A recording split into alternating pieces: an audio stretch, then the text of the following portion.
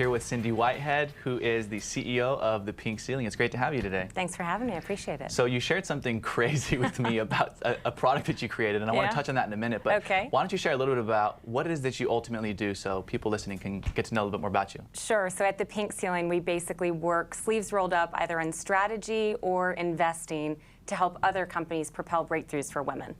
Okay, and so the product that you talked about before we got on, the ultimate breakthrough, was what the media calls female Viagra.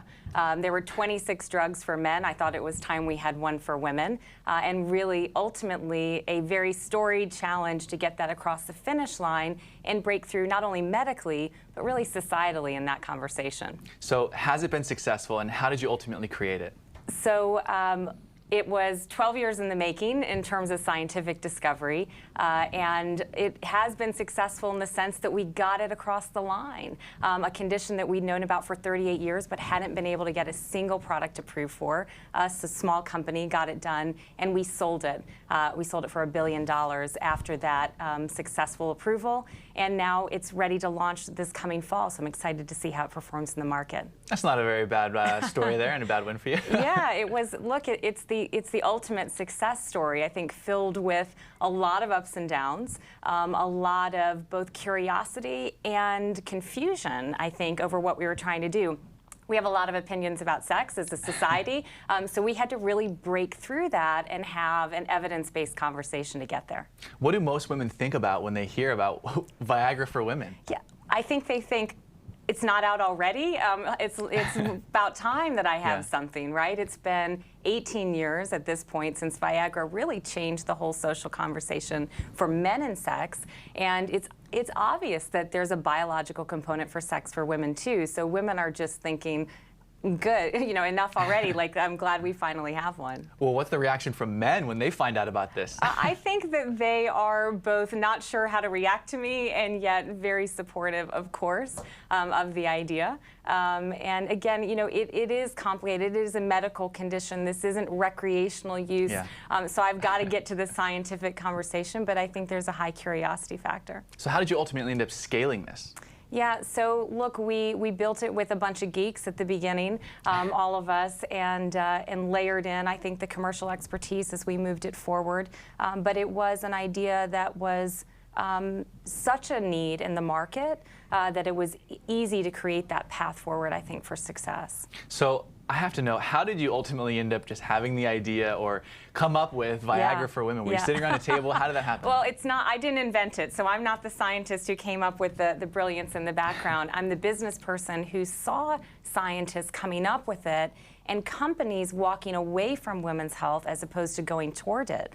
And it became very clear to me that that wasn't on the basis of science, it was actually on the basis of the societal narrative around women and sex. And that made no sense to me. I was looking at brain scans, very black and white biology, and yet we weren't able to push it through. So when I stepped in, what became so important was just having conversations with women, being frank about it. And I think once we started listening to patients truly suffering with this, we opened our mind to the science. Science won, and then women did too.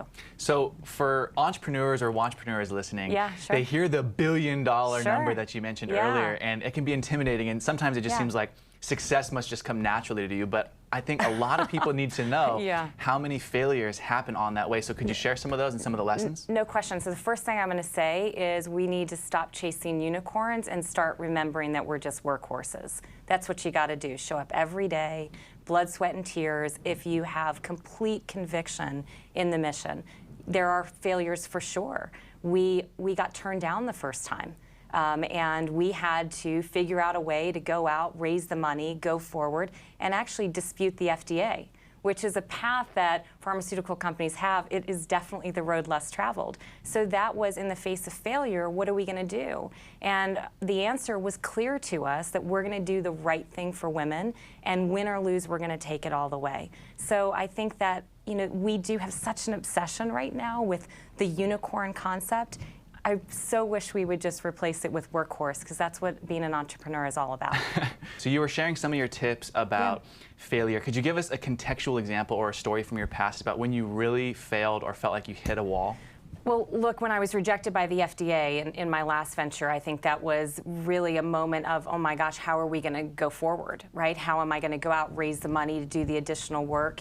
And what I did, in my case, and what I think would be relevant to any entrepreneur, is I went back to the purpose.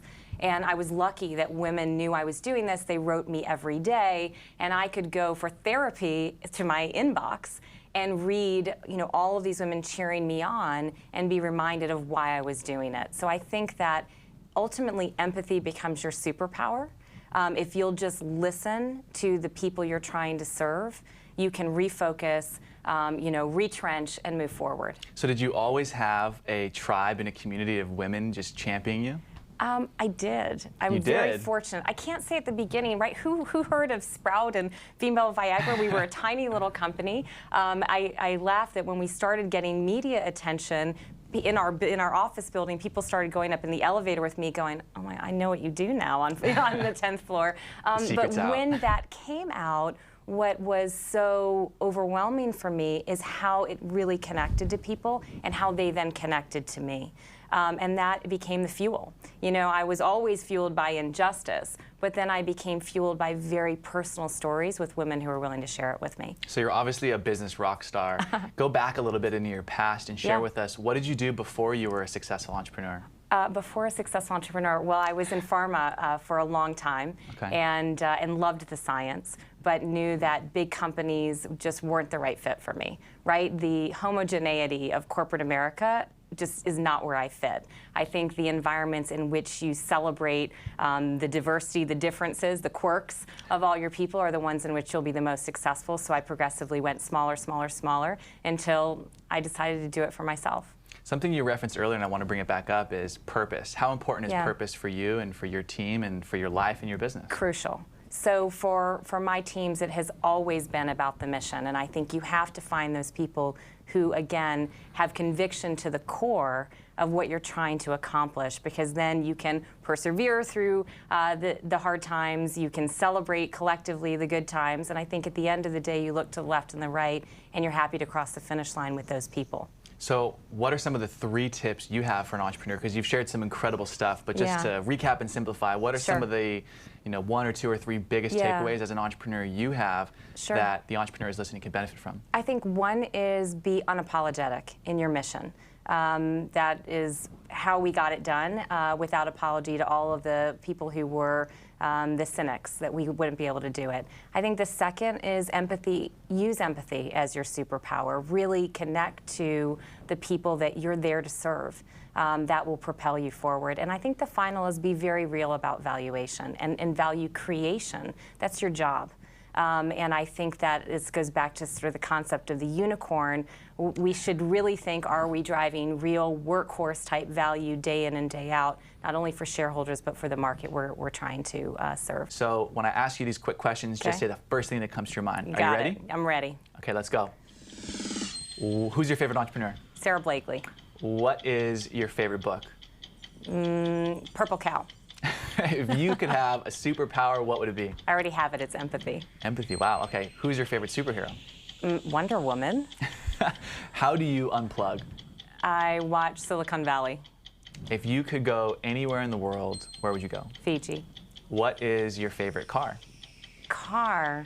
A Mini Cooper. What keeps you up at night? I wasn't expecting Mini Cooper. What keeps you up at night? What keeps me up at night? The things I haven't gotten done during the day. First thing people notice about you outside of the pink shirt? Oh, no, pink. I'm going with pink. Okay. First app you check in the morning? Twitter. Favorite movie?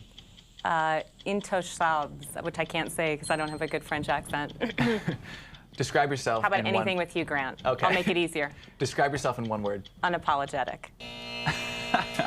Okay, great. So we were talking about a little bit earlier about valuations, and so so many people make their valuations unrealistic. So I know you're ready to go off on that. Yeah. So lay it down for us. Well, listen, here's my worry. Like this keeps me up at night, and that is we're having such a great moment for women entrepreneurs, right? And we're really encouraging it. Corporate America's not meeting your needs. Go out, start your own thing. But what I think we're not doing is being frank when the business model is neither scalable nor sustainable. right? And I think we have to be honest about that, because if you have the moxie to go out there and start it, somebody's got to tell you, go find the better idea.